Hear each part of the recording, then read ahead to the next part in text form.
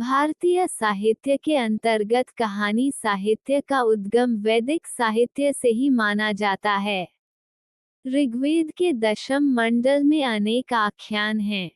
पुराण, रामायण, महाभारत आदि परवर्ती संस्कृत साहित्य में यत्र तत्र इन्हीं आख्यानों का विकसित रूप दिखाई देता है। इस समग्र कथा साहित्य को विद्वानों ने मुख्य रूप से नीति कथा और लोककथा इन दो भागों में विभक्त किया है। पंचतंत्र, हितोपदेश आदि नीति कथा साहित्य के अंतर्गत आते हैं। बृहत कथा, कथा सरित सागर, बैताल पच्चीसी, सिंहासन बत्तीसी आदि की गणना लोक कथा साहित्य में होती है। नीति कथा साहित्य उपदेशात्मक है, जबकि लोक कथाओं में यह बात नहीं है। उनमें कथा सीधे सादे शब्दों में कह दी जाती है।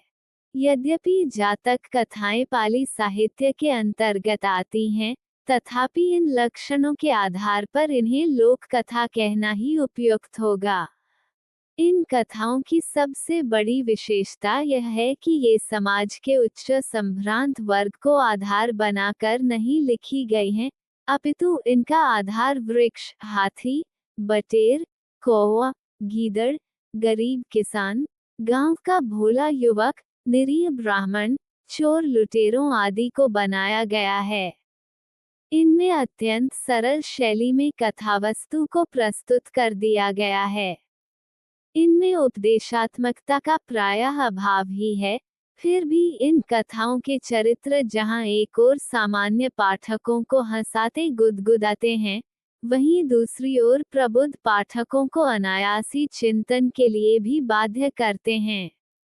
वस्तुतः इन कथाओं के आधार जीव जंतु भी मानव समाज के ही कर्तव्य परायण सच्चे मित्र, भोले भाले, चतुर, धूर्त अथवा चापलूस आदि चरित्रों का प्रतिनिधित्व करते हैं। जातक कथाओं में रोचकता सर्वत्र बनी रहती है। अतः ये कथाएं बच्चों के लिए रोचक, मनोरंजक एवं ज्ञानवर्धक तो हैं ही, साथ ही प्रत्येक अवस्था के पाठकों के लिए भी उपयोगी हैं। जातक कथाओं का कुछ संग्रह यहाँ है। आशा है ये कहानी आपके के लिए पर्याप्त उपयोगी सिद्ध होगा।